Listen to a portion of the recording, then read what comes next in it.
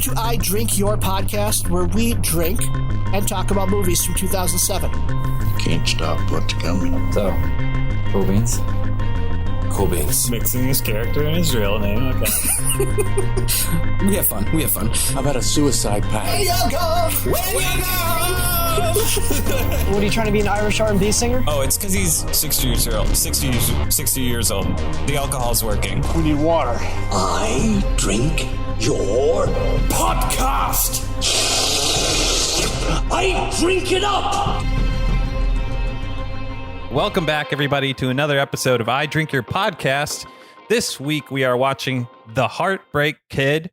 And before we get into any of the stuff, I just want to go ahead and remind you, if you could rate us on iTunes and review us, that stuff helps us grow, helps us get up the charts and all that jazz. And if you guys would share us with anybody that likes movies or share us on social media, that stuff is great, and we appreciate all that.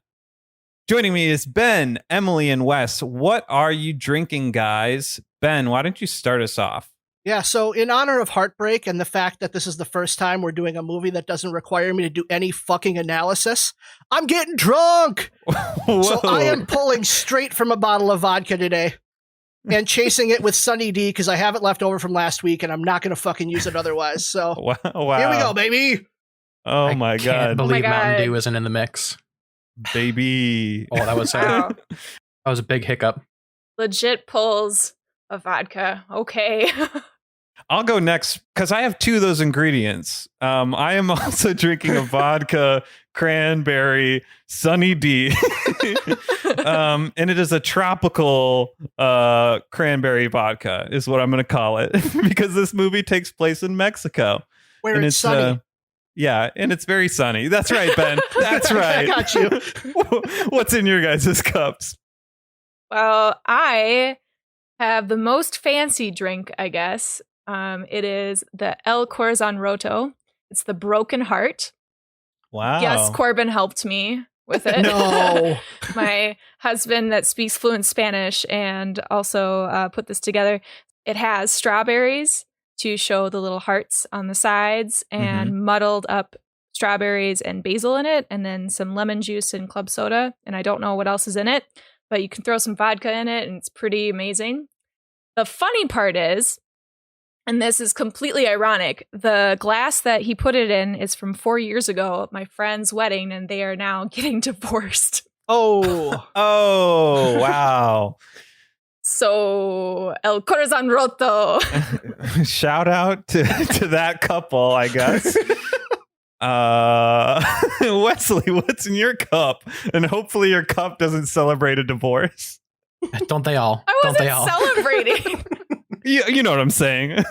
Unlike all of you whose drinks sound delicious, I am forcing myself to drink something I don't like, which is beer. Because just like this movie, it fills me up with bad feelings, and after it's over, I'm still going to be disappointed that it even happened. Sure. Cheers, and you guys watching me can watch me wince as I drink through this. He's wincing, folks. So this show, the first half, we will be analyzing The Heartbreak Kid. Spoiler alert, sounds like we liked it. Sarcasm. And we'll be reviewing it. And then the second half of this will feature our Battle of the Twits tournament between Ben and Wesley this week. Round one. Exactly. Round one. The winner of these two will be taking on the winner of me and Emily from next week.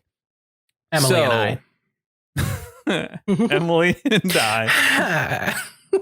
So this week we are watching. What is happening today? Well, I think we're giggly because of how dumb and bad the movie is. That's fair. Hopefully nobody's listening to this and loves The Heartbreak Kid, because if you do, you're going to be sorely disappointed. As you should be. Right. Okay, so this week we're watching The Heartbreak Kid, which was directed by the Farrelly brothers and features Ben Stiller, Malin Ackerman, and Michelle Monaghan. So, guys, let's start it off with, do you guys have a story about your first crush and heartbreak as a kid? Emily. When I was in elementary school, I think, I had a neighbor. His name was Matt. and his brother was John, and I crushed hardcore on John. He was like maybe 10 years older than me, at least. I was like 4, and I looked up to him. I don't think he was actually 10 years older, but he was very tall and I was very short. And so I literally looked up at him. But we had these neighbor kids that we would all run around with. And Matt and John were the ones that their dad was a carpenter. And so they built this huge tree fort in the woods, and we would play and whatnot. And I still remember John once carried me to his house because I had fallen out of a tree or something. And I was just like, oh my gosh. Swoon, 4-year-old Now, Emily. are these the meth house neighbors? No, these are not. Good choice. Yeah. Then. I also had a huge crush on, shout out to Cody Holte. Back when I was in 4th grade, I would follow him around recess. We only hung out during recess, and that was it. But he was the funniest person to me, and I was obsessed, and I just couldn't stop laughing at literally everything he said. And it was mostly just explosions. Like, that was what he would make noises. I You just do would, movie like, quotes. I would like follow him around and laugh. That was it.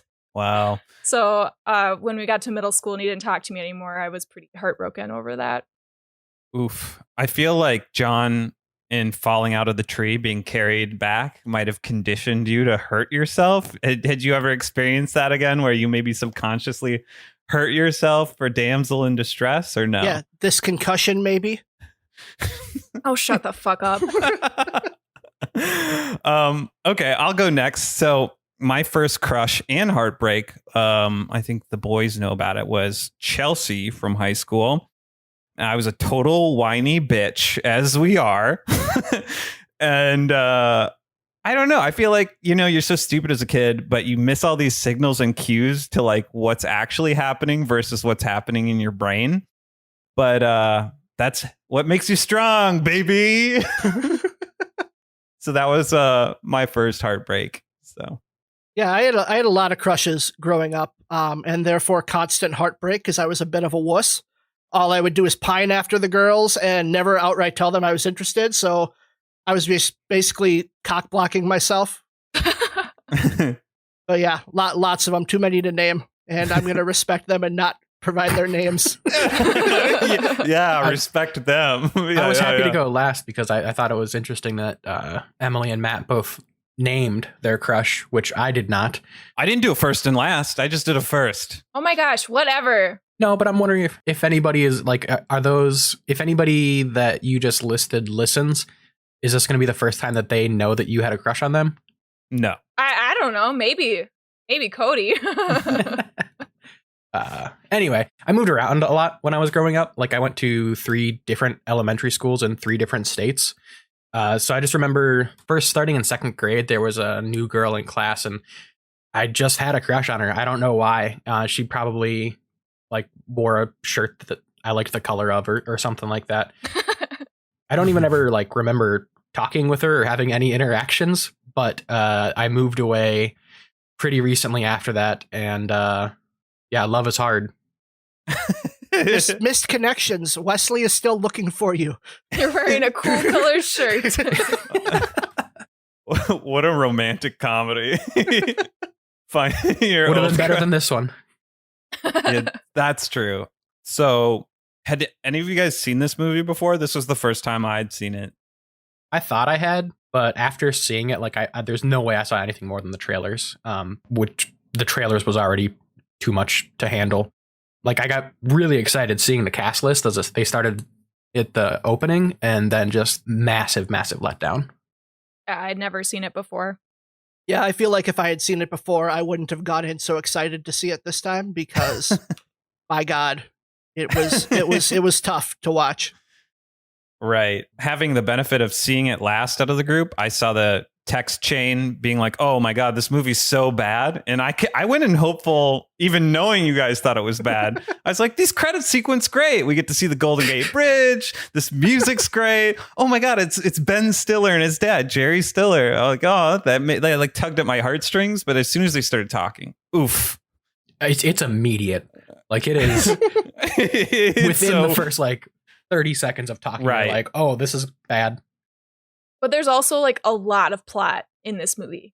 Right. There's like a lot of it. Yeah. Okay, I will kick us off with all of that. This movie starts with Eddie, played by Ben Stiller, who is a heartbroken adult that owns a sports goods store in San Francisco. He accidentally meets beautiful Lila, played by Malin Ackerman, through a failed attempt to stop a purse bandit. And through the urging of his dad and friend Mac, he starts going out with her and marries her. On their drive to Mexico for their honeymoon, Eddie starts to see the cracks in his and Lila's 6-week relationship, with Lila's ever-increasing annoyances. These annoyances quickly turn into serious red flags, including former cocaine abuse and her insistence to use baby oil instead of sunscreen. This movie right off the bat reminds you that you are in for a hard R movie when Jerry Stiller, the first line he says is talking about crushing pussy. Yeah. That felt like a punch across the face to me. Like, oh my God, I don't know what to expect about what's coming after this. Like, as I'm in the mindset of mid 2000s Ben Stiller, where it's like Dodgeball, Along Came Polly, those PG-13 type comedies. And This just smacked me in the face right off the bat. Yeah, his dad, the late Jerry Stiller, like I wanted to love that scene. And it's like father and son walking on the street together. And then boom, he hits you with that, like crushing puss. And later on, he talks like women are only funny if they're mannish. You're just like, what the absolute fuck is going on with this movie?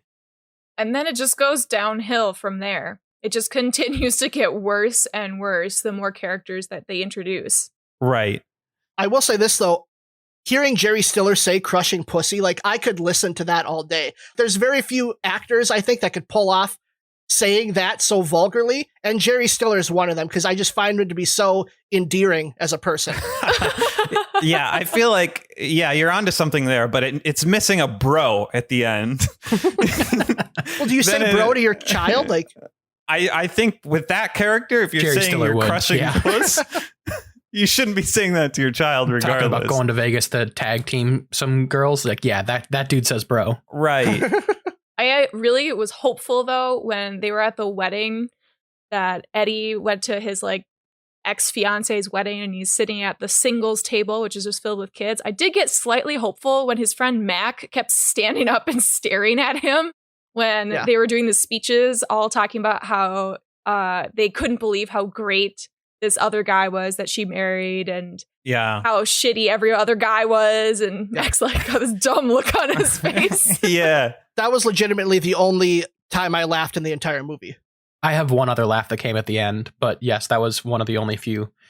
Can we talk about, in this wedding scene, how much controversial gay slandering there is? Right. Like, it comes off quickly. Like, we're already feeling put on our heels from the uncomfortable conversation with his father, and then it starts off casually by drink shaming Rob Corddry's character for drinking a Cosmopolitan, which I personally have a lot of experience with. As you can tell by my dislike of beer, I would love a classy drink. Cosmo. Yeah. Yeah, you're still super classy. And then jumping right into the gay stereotyping of the wedding coordinator, which then they reinforce by confirming that it was true. And then the twins at that kid's table. It just left my jaw agape pretty much the rest of the movie. Right. And that kind of reminds me back when we were talking about this period of time being the naughties period. In early 2000s, there were a lot of movies, National Lampoon, and even Accepted. We talked about how there were so many stereotypes and homophobic language that were thrown about callously. Yeah. And then for anybody that's listening to this, in the plot summary, we said he's a heartbroken adult. This scene is the wedding scene where he's going to his former lover's wedding.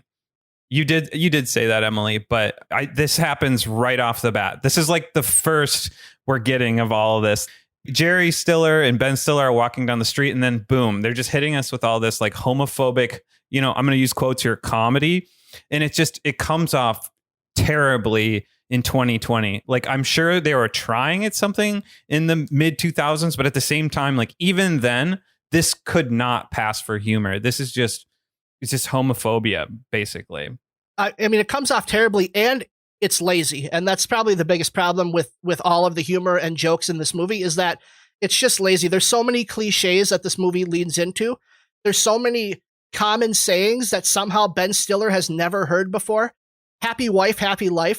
That is something that everyone has heard before, and Ben Stiller acts like it's like a revelation. Or Aunt Flo. Like, come the fuck on, Ben Stiller. Like, you're not relatable at all when you're so goddamn stupid. Right. Relatable or likable. Right. Right. And they're trying to set him up as likable. That's one of my big problems with this movie is like everything that is coming his way and that does come his way in this movie is his fault. So there's no connection to this character at all. So we are hating him from maybe the 6th minute on through this entire movie. I completely agree with you on that. He's definitely tried to be portrayed as sympathetic and kind of like our hero. And this protagonist is anything but a hero. He is just an absolute asshole. And the funny part is this movie is actually a remake of a better movie and actually a really good movie from 1972, also called The Heartbreak Kid.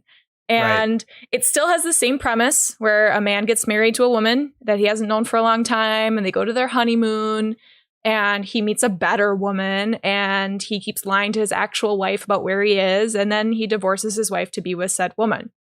However, in this 1972 comedy, the main character, Lenny, they changed his name to Eddie, whatever, played by Charles Grodin, he is actually an unsympathetic asshole.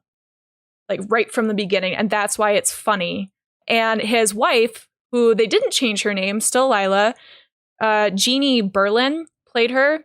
And she actually was nominated for both Golden Globe and was nominated for the Oscars. And that kind of threw me off because I was like, wait, this movie was good at a time? Like, what happened? Yeah, this movie, the 1970s one, was considered one of the top 100 comedies of all time by AFI.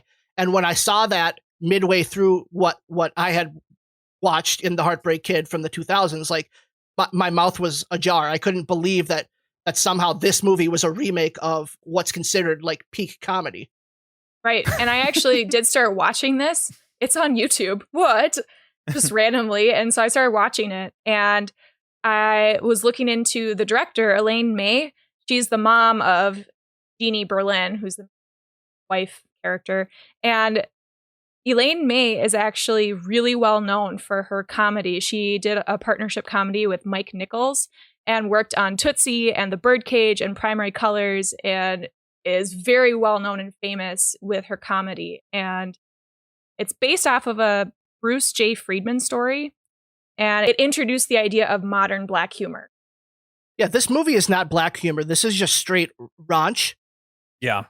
So I don't know if that's their way of trying to modernize that idea of the 70s Heartbreak Kid is by turning black comedy into raunchy comedy. They failed, but I can at least see what they were trying to do with it. Yeah, Right. The only way I like ranch is on my pizza. Okay. And the brief bit that I saw of the original Heartbreak Kid, Jeannie Berlin 100% deserved a Golden Globe and an Oscar. She was fucking incredible. There was no overacting in any of the characters, and Lenny was definitely an asshole. Like, you could tell right away. He was blowing things way out of proportion. And I felt that in this movie, in the 2007 version, there was all this overacting. Yeah, and they're putting them in unbelievable situations where Lila's, her red flags, so to speak, come out of literally nowhere. And we're supposed to immediately feel sorry for Ben Stiller that he's in this situation. And we're like, no, you know what I mean? Her personality basically does a 180. And we find out that she's addicted to cocaine. She's stubborn and she doesn't listen, and she's annoying in the car. That whole, she's annoying when she sings in the car. I was so unsympathetic for him in that scene. That's actually in the original. It's pretty funny. Right.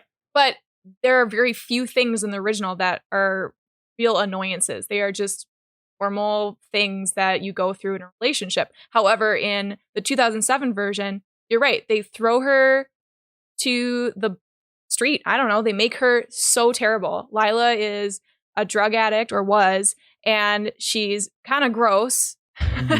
But then also no communication, and I guess a slut. Like that is how they portray her, this huge slut, and Ben Stiller can't take that. One of my biggest problems with how this first act goes out is that Lila doesn't really show her red flags. It feels like Lila is somebody who's ready to live with someone forever and express what she wants with Eddie. And it's Eddie that's acting weird that she wants to express herself through most of the first part, which I felt very uncomfortable when then they start to rapid fire out all these red flags and they don't take any time to develop them. They're just like, oh, and here's a thing, and here's a thing, and here's a thing. Right. And she's a psycho that needs to hold hands when they eat. That could be us in 10 years. And she's pointing at a couple like feeding each other that's 80 years old. And you're just like, this woman is a different woman. And the words that come out of her mouth, specifically when they are having sex, like, what the hell? Yeah, she says a lot of weird shit. But this is where it got super racist for me. I mean, it already was sexist, homophobic. And now it's hitting like racist when she says like, fuck me like a black man. And then Ben Stiller looks confused. And then he just starts spasming on top of her. And I was like, how is that passed for comedy? Like, that's the first time, like, it was a bad movie up until that point. But that's the first time I like felt disgusted with myself for having to continue to watch this in order to talk about it with you fine people. That was one of the many, many, many notes I had that literally I had to end my comment with, holy fuck. Like, I can't believe that made it into a movie and is supposed to be comedy. Right. It was a holy shit. They went there and there was not a funny place. It was just like, why? Listening to them not communicate and, you know, a fresh relationship. But it could have been funny if they were miscommunicating. Like, that could have been funny in this sex scene as they were like trying to figure things out. And they kept on going, oh, sorry, you know, trying to learn each other and figure each other out. But this just went to a place that I couldn't imagine any movie trying to do ever. Like, why did that even happen? It was kind of the same thing where Lila was expressing herself and Eddie was uncomfortable with it, and instead of communicating, talking, being honest, owning his own feelings and emotions, just looked to the side disgusted about the situation that he can't believe he got himself into. Right. And I think I just want to piggyback on what you said, Emily. This is one of those situations where they just made Lila so over the top and they continue to make her over the top. And had it just been a more nuanced thing during sex where they weren't communicating, like, I think that could have played for better comedy. Like, let's say she wanted to do something rough and he was more submissive, or he was just like kind of straight laced or whatever. That would have made for more like a funnier comedy and a more relatable comedy. I don't know how much we should be talking about trying to fix this movie. It was just garbage. Like, we could have done better. Let's move on. I needed to get this movie done with. Yeah. So you guys can fix it. I want you to fix it later. Right. I mean, it was good once in 1972. All right. So after Lila's second-degree sunburns confine her to the hotel room, Eddie meets beautiful Miranda, played by Michelle Monaghan, a lacrosse coach from Mississippi with tons of shared interests. He spends most of his honeymoon with her and her family, exploring the quote-unquote real part of Mexico, playing soccer with local kids, eating street food, drinking tequila with local adults. Eddie realizes that he loves Miranda, especially when she tells him that she knows and understands about his wife, who she believed was murdered. I hated the plot point that two twins bring up this whole murder miscommunication thing. I thought that was so useless, stupid. I thought it was a throwaway gag that should not have been driving the plot. The twins were just terrible. Yeah, and it's like so unbelievable that they show up there, and it doesn't really help motivate the movie at all.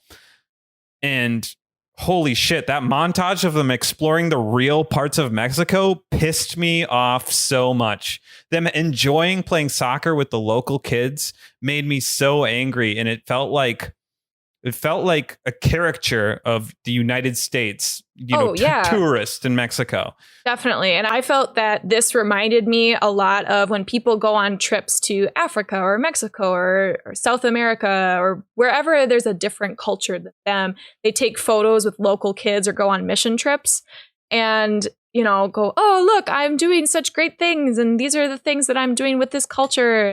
It just really fucking pisses me off. And I feel like a lot of movies do this.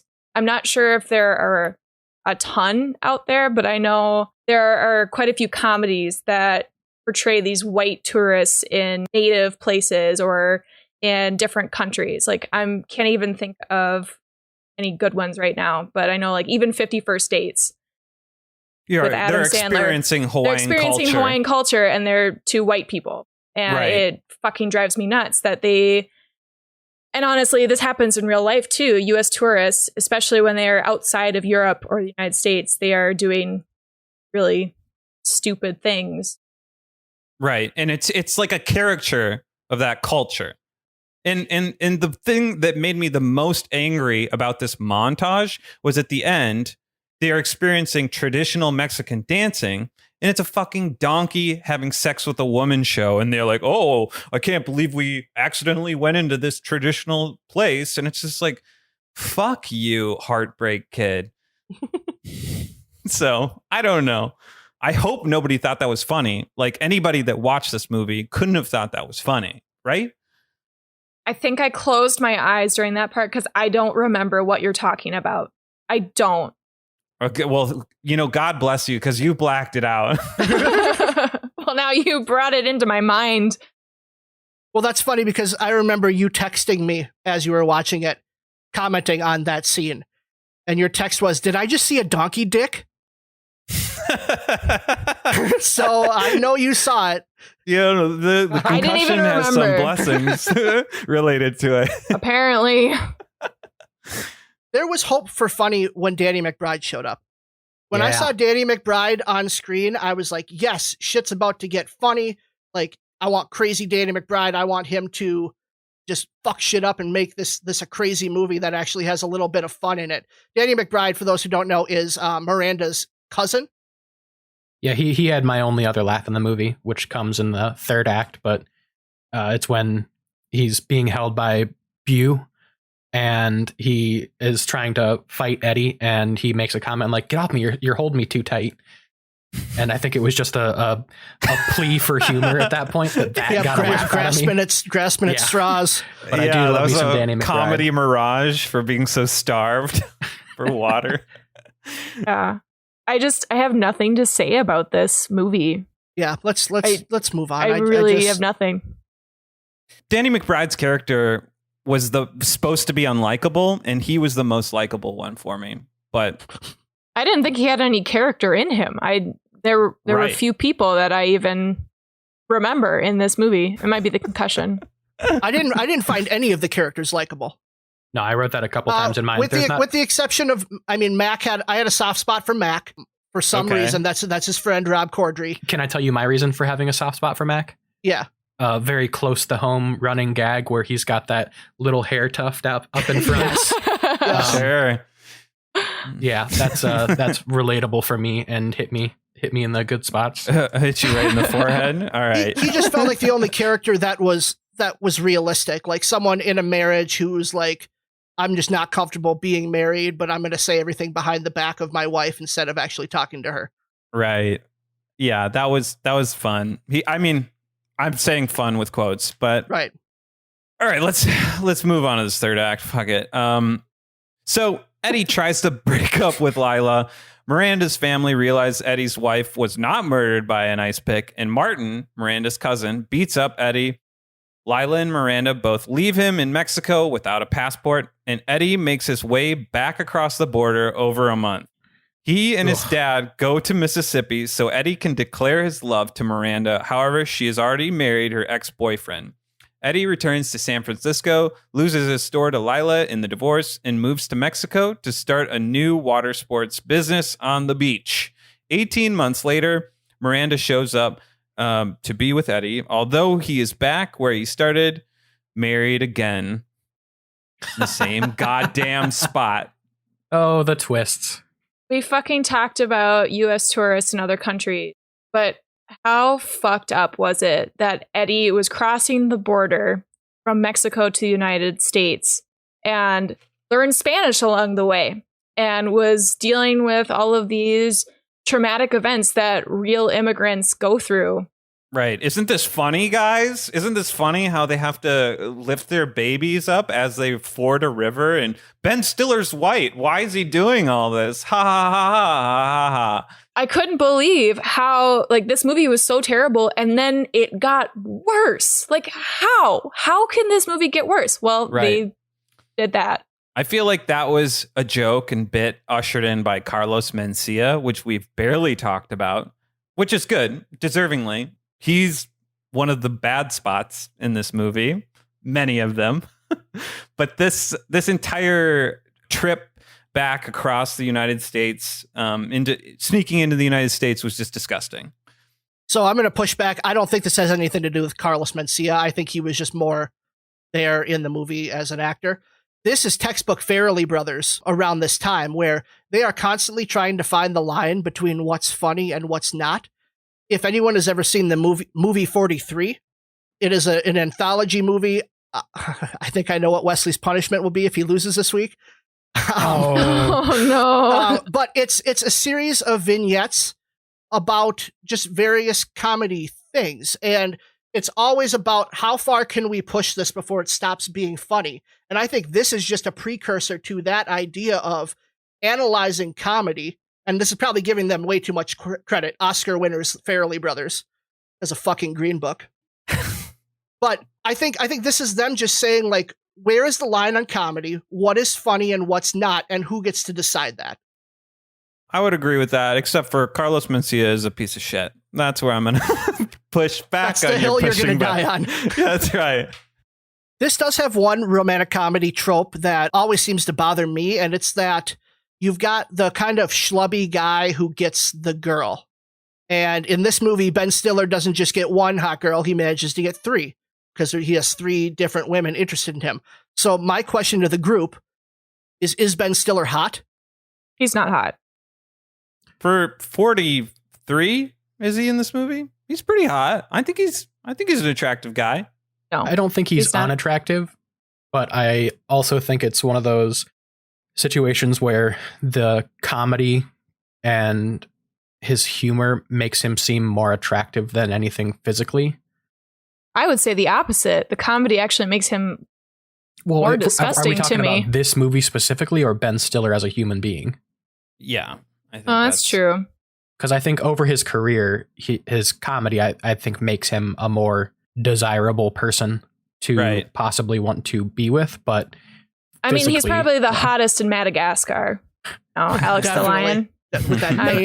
I'm into that. Yeah. The jawline. Oh yeah. Chiseled. Yeah. Muscular. Yeah. Perfect. But Ben Stiller is chiseled and muscular. Like, he's a guy who's in really good shape. Tropic Thunder came out the year after, and the guy's just fucking stacked.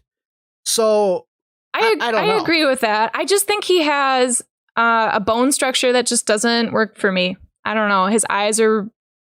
Maybe that's part of his comedy, I guess, that he uses a lot of facial features, and I haven't seen him in a movie where I go, yeah, I would do you. I would not. Sorry, Ben Stiller. I think that has a lot to do with the characters he plays, though. Like, he always seems to play the guy who's, even when he's supposed to be likable, just has something about him that is like, you're deceitful, you are hiding things from people. Like, it's always just a backhanded guy. It's never just a straight protagonist. Right. I always think of Ben Stiller as the antagonist from Heavyweights in every film he's in. Like, one of my favorite movies, but I think he plays that character so great. And I think he's hot. And I think that the camera helps because they hide how tall he is using angles. Oh, yeah. He's pretty short, isn't he? Yeah, he's a short guy. That's the other reason. Oh, so you think height matters? Wait, what? My husband's shorter than me. I just said, so you think height matters? Like, is that a thing in your mind? Does a guy have to be tall to be attractive? Traditionally, yeah. I think that as a traditionalist, when it comes to this thing, I think height, you want to be in a nice range, you know, from 5'10" to 6'3". Anything more than that, you're a freak. Anything less than that, you're a freak. No offense to any of those people. I'm just playing it up for comedy. You're right, man. It's that idea of tall, dark, and handsome. That's a cliche, but there is some truth to that women, I think, look for. Mm-hmm. Emily excluded. Shut the fuck up. So and it might just because I'm really tall, I'm 5'10", but I decided to just look at some Ben Stiller pictures because I was curious. And honestly, in Zoolander, that does a little bit for me. But that might be because I'm into the more androgynous feel. The model, David Bowie look, yep. Yeah, speaking of which, David Bowie's songs were in this movie, and I just cried. I cried. They used her underwear, had David Bowie on. I'm like, why? Why the fuck is this in here? Just Tears made me of so joy? sad. No, it's so sad. David Bowie needed that money. He might have. I don't know. I couldn't tell you one song from this movie. It was that bad. Me too. Before we move on, I just want to say to Corbin, Corbin, I find you very handsome. That's not what I meant to imply when I said that Emily doesn't like tall, dark, handsome men. It was just the tall part dark. I was dressing up. It was just the tall I was talking about. Yeah, and don't let Matt telling you that you're a freak because you're under 5'10". I was playing up the comedy. Come on. I don't hate tall people and short people. Just medium people. I don't hate any people. So just when you thought this movie ends, it didn't. It didn't. It was like a death where they came back and it was like a gasp. As I was finishing this movie, I happened to notice the timestamp or the tracker down on the bottom of the screen. And when the credits started, there was about 8 minutes left. And in my infinite wisdom, I went, there's going to be a post-credit scene. So did you guys watch the post-credit scene? I immediately turned it off. What happened? I'm picturing Wes staying in the theater for this. I only watched it after Wes commented on it. Okay, so I'm going to paint a little picture for everybody. Credits roll for a couple minutes, and then it cuts to Malin is in a hotel bed, asking to be cocked down and screaming out, "Finally!" as the shot pans to the nightstand where there is a full carrot and sugar cubes. The scene cuts to outside of a hotel as she screams in pleasure and back into the room where Malin is passed out alone in the bed. The camera then pans over to reveal a donkey smoking a cigarette in a robe as the music swells. What the actual fuck? Remember That's earlier? how this movie continues to end. Like,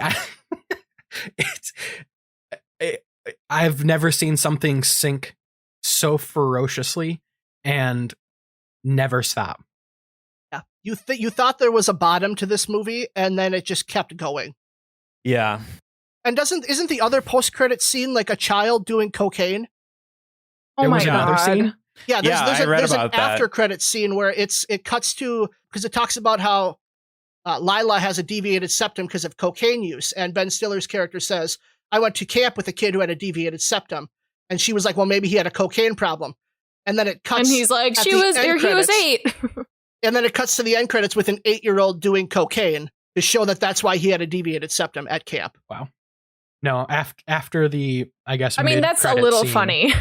I literally had to get up and walk around. You were pacing the room being like, I can't believe I waited for that. I fast forwarded to it and I was still pretty upset. I couldn't believe that they did that. So the fact that there was even more, like, that's okay. I think I'm about done talking about this movie. Can we talk about what we thought about the movie? Sum it up. Yeah, what's your review, Wes? Zero humor, zero heroes, zero redemption, zero enjoyment, all of the icky feelings. 0 out of a possible 0. This movie doesn't deserve a rating. Cool. Wow. Mine Jeez. is just, it's fucking terrible. Don't watch it. Go watch the original 1972 version. 10 out of 10 third-degree burns. Because she had second-degree burns. So it's worse than that. My review is actually kind of similar to Wesley, so I'm going to change it up a little bit and edit. This movie's a 2-hour slog that tests what you're willing to put your body and mind through for the sake of your podcast. Not bad enough to be fun and just offensive enough to make you want to shower after. 9 crushed pussies, the animals, out of 10. No. Wow. Here's mine. It's sexist, it's racist, it's homophobic, it's offensive. There are no likable characters. This movie takes place at a resort, but is worse than Third Degree Sunburn and Montezuma's Revenge put together. 0 out of 10 stars. Oh. So I gave it the highest rating with a 1. Yeah, you did. Yep. Wow. So that concludes the first half of the podcast. Thank God. Right. Let's so, get to some actual fun now. Yeah. So Hopefully. I think so.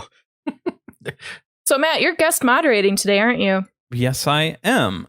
And you got something special in store for Wesley and Ben as they battle it out. That is right. So What is it? So Wesley's random number generator.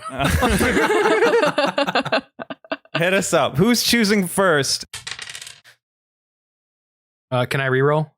No, I'm just kidding. It's Ben. Okay, so Ben's choosing first. Okay, so this question number 1 will be a random assign in which Ben gets to choose first. So here are your choices. Number 1, The Room. Number 2, The Happening. Number 3, The Love Guru. Number 4, Princess Bride. Number 5, 7 Brides for 7 Brothers. Number 6, 10 Things I Hate About You. I'm definitely taking 7 Brides for 7 Brothers. I knew it, and I'll take 10 Things I Hate About You. All right. I saw Ben's face light up there. I freaking love that movie. Welcome to the second half of the show, the Battle of the Twits. The first of 3 battles we are going to use to figure out our champion. This week, going head-to-head will be Wesley and Ben, breaking each other's hearts in order to see who takes on the winner of next week's debate between Emily and I.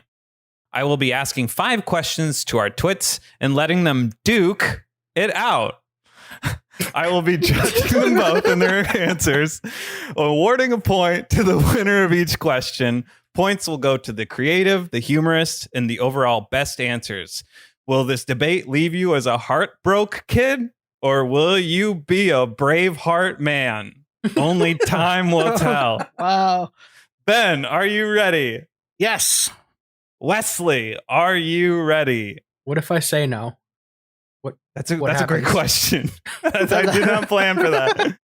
Yeah, I'm ready. Good luck, Wesley. Thank you. You as well. You always love to see sportsmanship right up top. Okay. Mhm.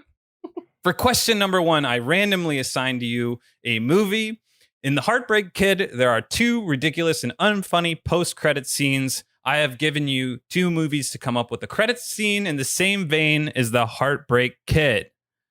Ben, you chose 7 Brides for 7 Brothers. Go ahead. Did 7 Brides for 7 Brothers ends with the 6 unmarried brothers getting married shotgun wedding style to the 6 women that they kidnapped and then held against their will. Since they pick their women essentially randomly at the barn raising, the love that binds them is a bit looser than your typical marriage. So my mid-credit scene starts with an exterior shot of the barn. We then cut inside the barn, and our 6 brides are tied to posts, bent over, nude, and blindfolded. The barn door swings open, and our 6 brothers enter, also wearing blindfolds. They intuit their way to a random bride, at which point the camera pans to the roof of the barn as we hear sex noises heard from all participants. The camera then cuts to a cow who makes a shocked face and moos loudly as we see one of the brothers standing proud and thrusting behind it. Wow. You got a cow in there. That is interesting. Okay. Wow. Without losing any steam, Wesley, you chose 10 Things I Hate About You. Yeah, the correct answer. Go ahead. So as we fade out on Letters to Cleo playing I Want You to Want Me on the rooftop of as the credits begin to roll, you are eased into a false sense of security by the charming late 90s alt rock. Until finally we hard cut to a destroyed upper-class suburban living room where red Solo cups and empty pizza boxes litter the floor. Panning over, we see a lamp with its shade tilted askew. We only see the face of Bogey Lowenstein, the rich kid who was forced to throw his own house party, We finally zoom out to reveal only the handle of a golf club sticking straight up between Bogey's legs. Bogey looks back at the camera and says, "Grip it or rip it."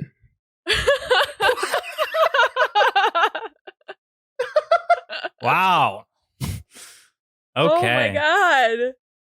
Rip it or rip it. Okay, so as traditionally done. Good luck, Matt. Also, good luck, Matt. Thank you. I have no questions at all. It's just shock and awe over here. Right. So it sounds like both contestants did their job very well. As we traditionally do, we will be scoring this point first. And both great answers from you guys. A lot of great visuals. But I'm going to give the point to Ben for the barn orgy, and he got an animal in there somehow. It's a barn. I didn't have to really work hard to get the cow in the barn. Yeah, you could have chose a donkey. And I also got a quote in from the movie, but no, that's... Wow. Just great job overall, and I can't wait to hear... Wait, Grip It and Rip It's in the movie? I don't remember that part. That's what I sent to Matt. When he's doing a little golf seminar thing with his friends, and he hits a golf ball onto the football field. Oh, that's right. Yeah. But both, great job, both of you guys, and it Thank you. It leaves me not wanting be able more. to watch those movies ever again. or during the credits, you'll have to just be like, all right, turn it off. All right. So question number 2. This movie is really bad. It's probably top 5 worst movies I've ever seen. So we've given our debaters the heavy task of fixing this movie. What are 3 changes that you would make to this movie to improve its quality? Just a brief statement of what are changed and what you would do to make this movie better. We are starting with Wesley. Go ahead. This beer's not sitting very well. Oofa doofa. All right. First of all, this is an impossible task. I'm sorry. Can you please say that again? Oofa doofa. How Minnesotan of you? I think it's from Rick and Morty. It's from something. Anyway. I'm crying over here. I regret the beer so much. Oofa doofa, right. So first of all, that is an impossible task. But the first thing that I would change would be for them to actually develop a relationship and know each other, so we had some reason to care about them and for things going bad. The reveal of the red flags and deal breakers could come out as purposeful omissions and dark secrets. That way we would feel there's a reason for them to separate as opposed for it to be all their own fault. Next, I would change and completely remove the second love interest plot. With the more developed relationship prior to marriage, we could explore each new red flag in more in-depth and less rapid fire, listing them off in efforts of a quick joke. It also allows for a more well-defined character backstory, and again, it makes the final separation all more satisfying and meaningful if you can actually justify someone's logic. The last thing I would change is cutting Jerry Stiller altogether. His driving force of Eddie's choices were gross, and coming from a father made it all the more creepy, where Rob Corddry could have taken the role of the happily married man who wants to guide Eddie out of selfish interest in either living vicariously through Eddie's new love or earnest belief in marriage being the best. Okay. I think that was Ben's favorite part. Was Jerry Stiller. It was. And Rob Corddry. Okay. Yeah. Ben, what are 3 changes that you would make to improve this movie? So I actually feel that the pieces for a successful movie are in place when it comes to this movie, since I like all the actors involved with the exception of Carlos Mencia. The biggest failing with this movie is in the way the characters are written, so the first change I would make would be to have Ben Stiller's character not be so incredibly naive and such a lying asshole. He's completely unsympathetic when this movie needs you to root for the protagonist in order for the more vulgar and inappropriate humor to work. Ben Stiller needs to provide the heart for this movie, and instead, the movie comes off as heartless. With Ben Stiller playing someone sincere and likable, I can now make my second change, which is to completely overhaul Danny McBride's character. Instead of playing the uptight, unfunny family member, I want a drug-fueled, off-the-wall Danny McBride like we get in This Is the End. I want him to be as unstable as Malin Ackerman, and in fact, I want him to end up with Lila by the end of the movie to further provide a reason for the title being The Heartbreak Kid. The last change I want to make is that I want this movie to come in at 95 to 100 minutes, because comedy should not be 2 fucking hours long. Get in there, tell your jokes, and get out. This movie's insufferably long and would benefit from a more brisk pace. Okay. Lila is going to end up with someone? Yeah, I mean, besides the donkey? She deserves it, yeah. Right. So what happens to the mid-credit scene then, huh? Wait, I did say it's Donkey McBride, right? Right. Right. That was stupid. I love it. Some great points. I have a question for Wesley. Yeah, let me hear it. So your second point, you said you wanted to remove the second love interest plot. Yeah. Miranda, right? Miranda. So you said something about justified logic. Can you speak more to that? I mean, so in this movie, it seems that the reason that Eddie is unhappy is because they never got to know each other. And I think that the justified logic of why they're unhappy being the things that evolve instead of are just sprung on us for an attempt at humor. Okay. Like we give the characters actual like brains. Okay. Sure. And I have one question for Ben as well. So you wanted to come in at 95 to 100 minutes. Did you have any ideas on what needs to be cut the most, or you're just saying overall?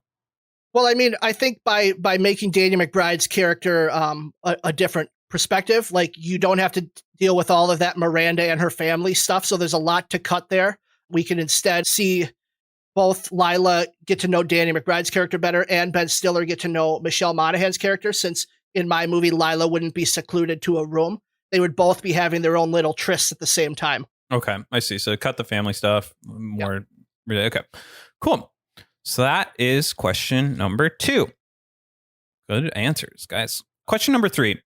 The Heartbreak Kid is actually a remake of the 1972 film with the same name. The 72 film was actually good, with a 92% on Rotten Tomatoes and nominated for multiple Academy Awards.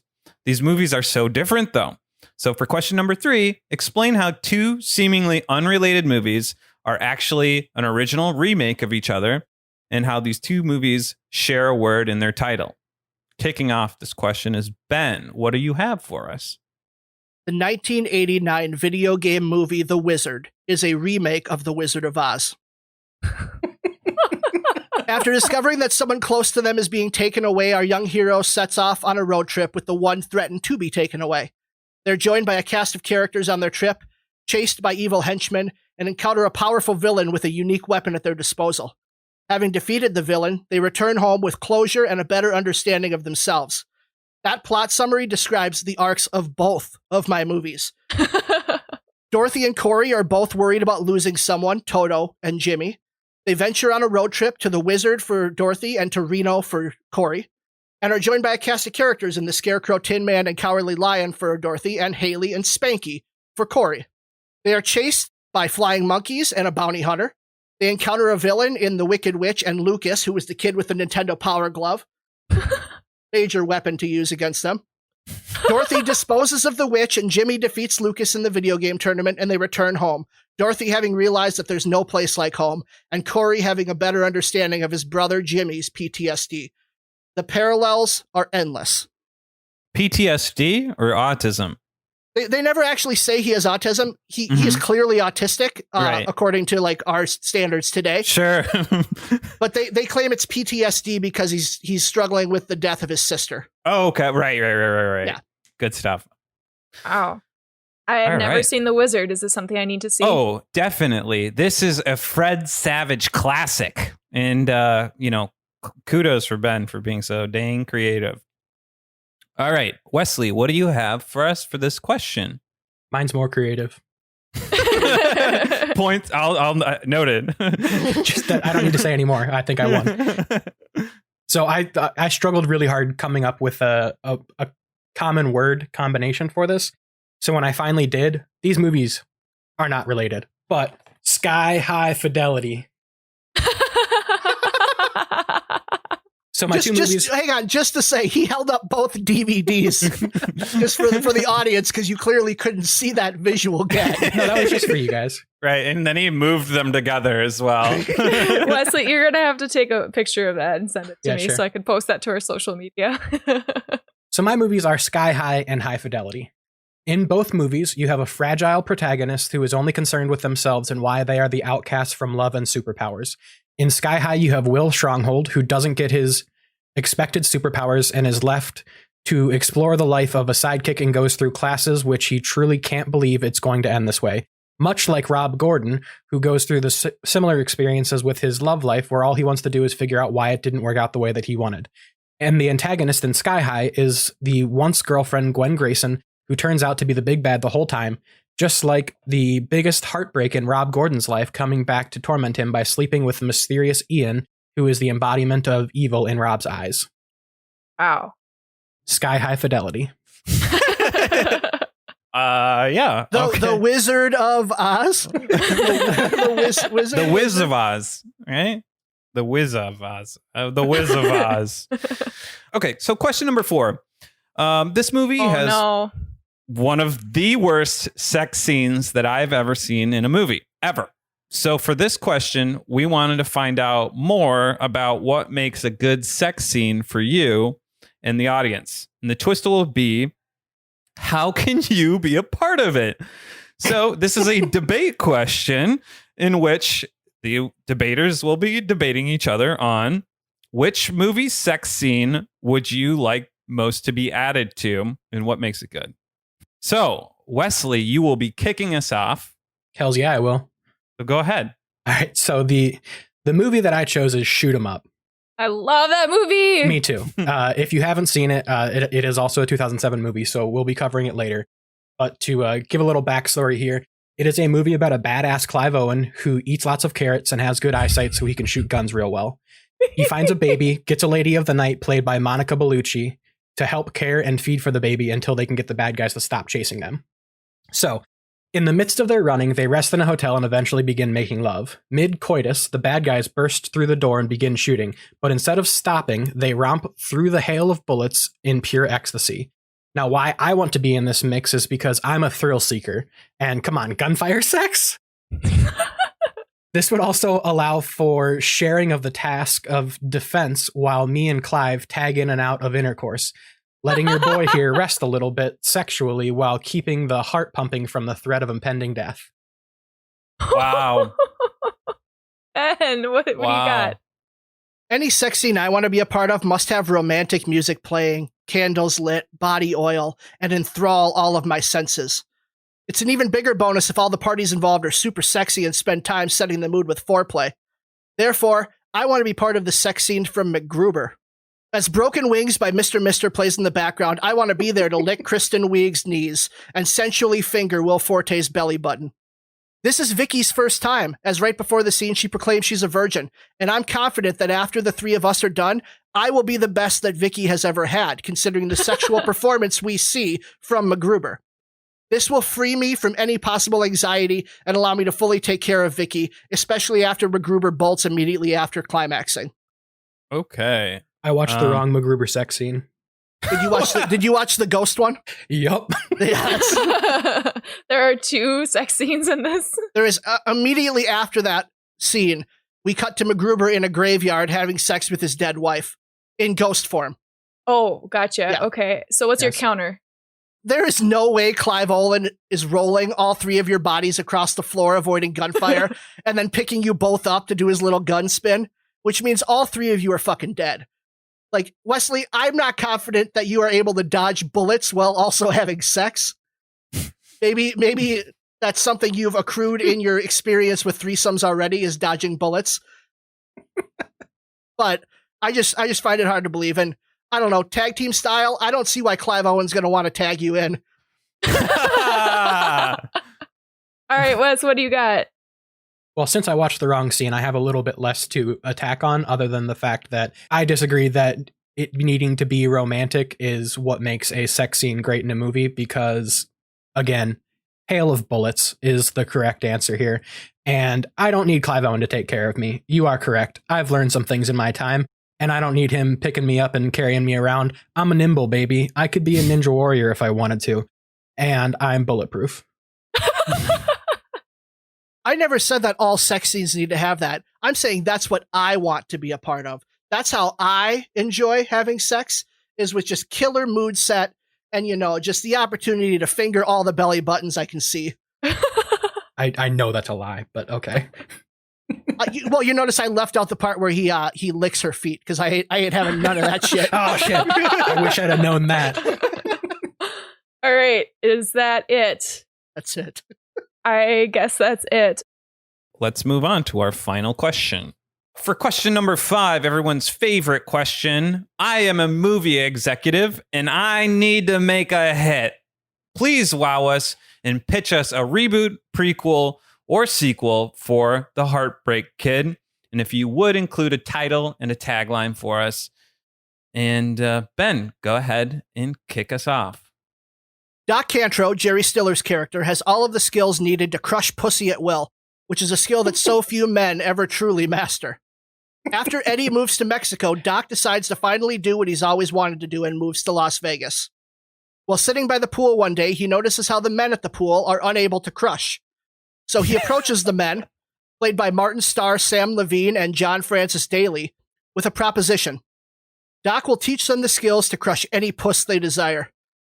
The movie follows Doc as he imparts his many years of wisdom on the guys and takes them through a series of exercises to teach them the art of the pickup. I envision the second act of the movie to have multiple montages. For example, the men failing to use the advice given to them correctly, the men being taught how to have sex through the use of Doc's large-breasted friend, and, with the second act reveal that one of the guys is actually gay, Doc trying to use his skills to pick up a man and crush ass, to make sure his advice is still applicable for his gay student. The movie will also include a rival group of men, played by Jason Segel, Seth Rogen, and James Franco, who are trying to pull from the same pool of potential mates as our 3 main characters. The title of my movie is The Pickup Doc, and the tagline is, The transition from geek to sex freak can be crushing. And as an added bonus, the movie poster would be a cat stuck in a mechanical vice. I don't understand that. It's all freaks and geeks, baby. Oh, I get it. The three guys, Martin Starr, Sam Levine, and John Francis Daly, were our geeks, and Seth Rogen, Jason Segel, and James Franco were our freaks. Yep. From that TV show. So it's I got it. Bringing them all back together. And the title is The Pickup Doc, and what was the tagline? The transition from geek to sex freak can be crushing. Wow. All right. Okay, let's let Wes have his chance. Go ahead. Wait, and was that a reboot, you said? Or that was a sequel. Sequel. Okay. It happens right after Eddie moves to Mexico. Okay. To kind of start his beachside water sport thing. Great. We don't need to talk about the actual movie anymore. We don't. Ever again. Okay, Wesley. Wow us. We will not be talking about the movie in my answer either. I want to reboot this movie, and I want to reboot it hard. I don't want anything from this movie other than the actors.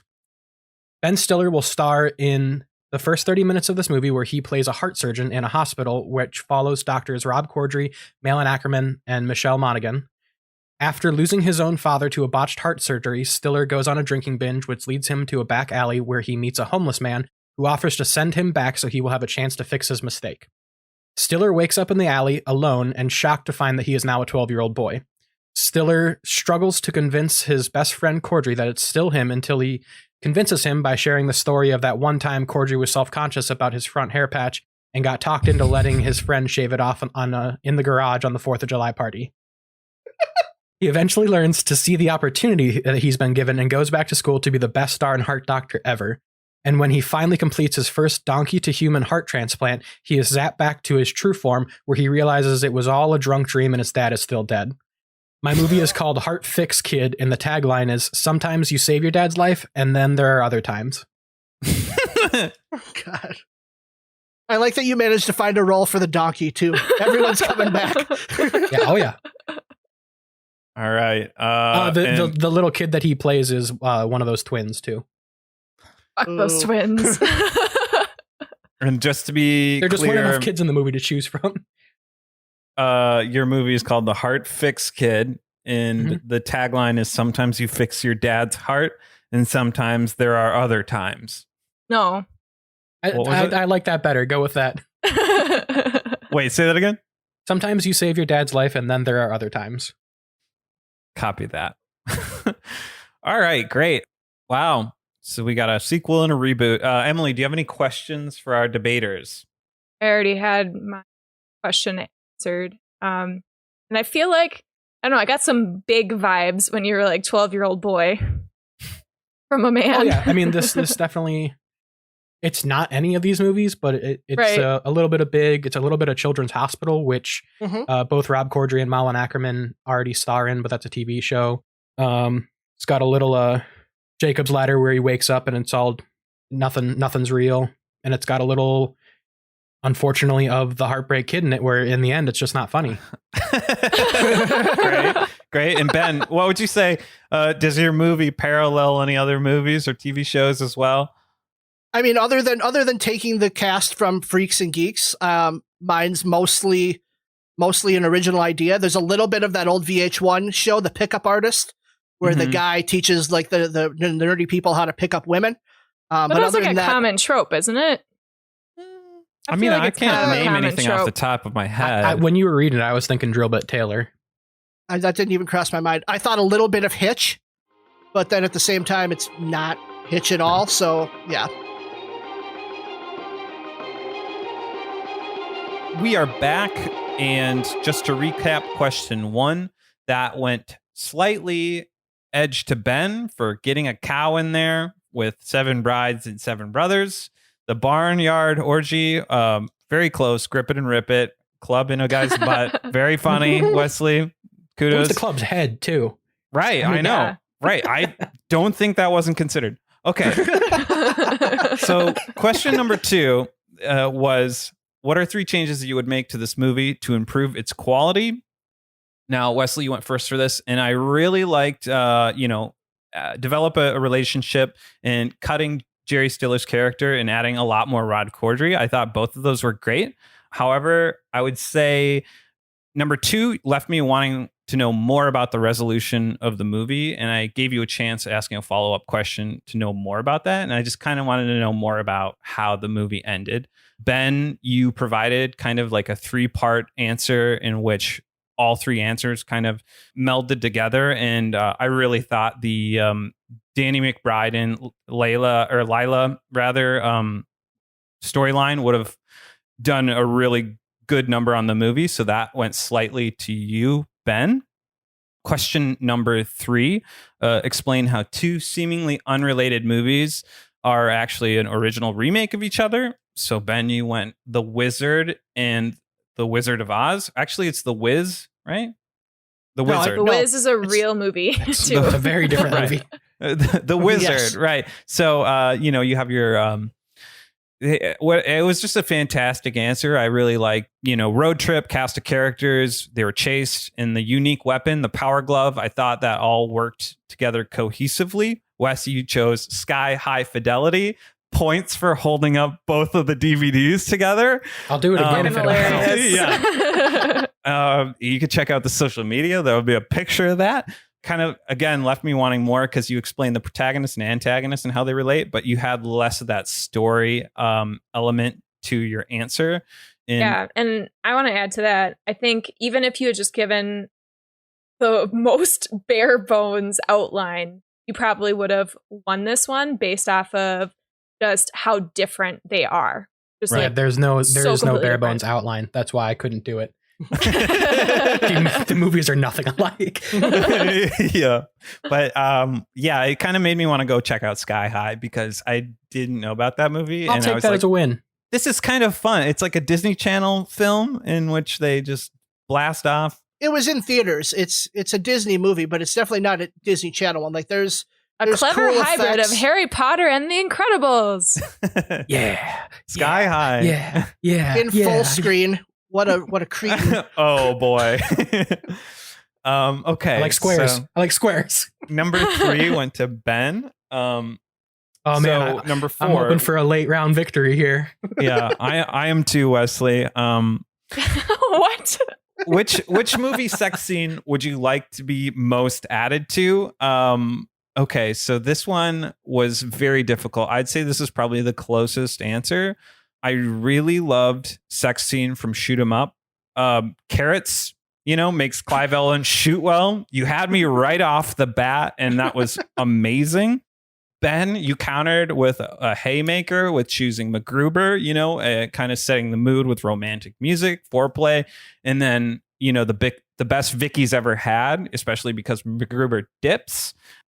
Ben, you did a great job saying he couldn't carry you around and bullet dodging. Wes, you mentioned you didn't need romance and didn't need to be carried, but I felt like there wasn't a lot of attack with it wasn't on MacGruber. And partially because it was the wrong clip scene. So, I mean, I can't really fault you for that. And having heard some of the defense, that's why you're a judge.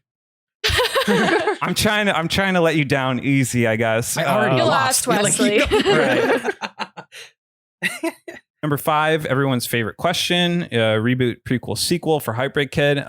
So Ben came in with the Jerry Stiller's being able to crush pussy at will. The Pickup Doc is a sequel from transition from geek to sex freak, can be crushing.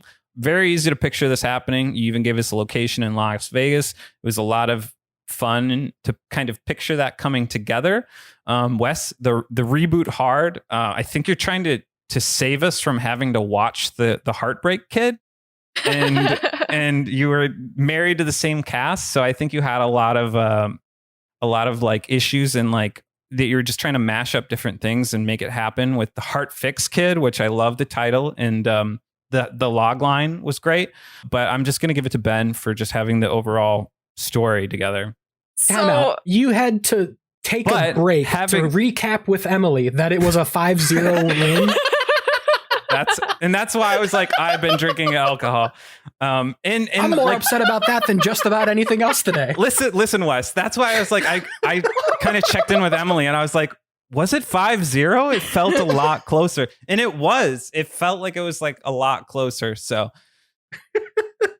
No, Wesley, and I also gave him a lot of shit because he's like, he just mashed a bunch of movies together for his reboot. And I went, what the fuck, Matt? You fucking do that every week. Multiple movies at least. He did a bunch of movies. He didn't do just one. Right. And it's one of those things where it's like, as soon as you start judging, you're like, oh, you're not as clever as you think you are. You know what I mean? It's like, Matt, you probably come across as like a total asshole, just like stealing an idea and be like, do they know it's Jurassic Park? So But Wes, you did a really good job. There were just small little pieces that I wanted more. And I think when we ask questions, just take the time and talk us through it. Yeah. But I don't care. I hope you have a great fun time writing. Yeah, I don't care. Oh yeah. What is I don't fucking care. Ben, since you won fucking again. Ben won? Yeah, he did. Ben, you won 5-0. What is Wesley's punishment? So Wesley is going to need to write a best man speech as if Matt's the groom, and because Wes and I are both groomsmen in Matt's wedding.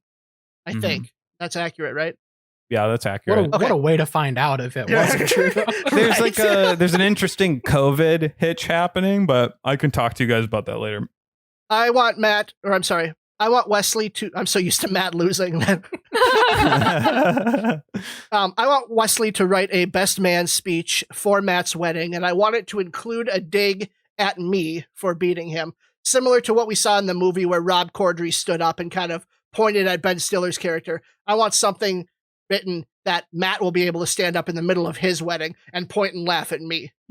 But also something sincere and heartfelt for Matt. Oh, that's going to be rough after a 5-0 loss.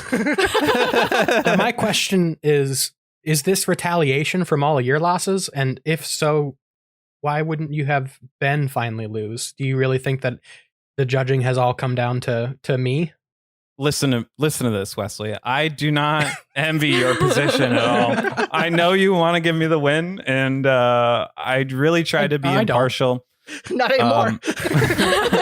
And I do not look forward to next week where Emily and I will be debating Live Free or Die Hard. That's what's coming up next week. And if you guys are still listening to this, thank you so much. And have a great week and keep on listening. How do you end this now? Like my brain shut down. Good. I'm glad. Is this movie another Christmas movie? No, the first two Die Hards are Christmas movies. The third one and the fourth one is the one we watched, are not. It doesn't seem like much of a choice. Live free or die hard. And that's why you won, Ben. All right, well then, bye everyone. Bye. Bye. Bye.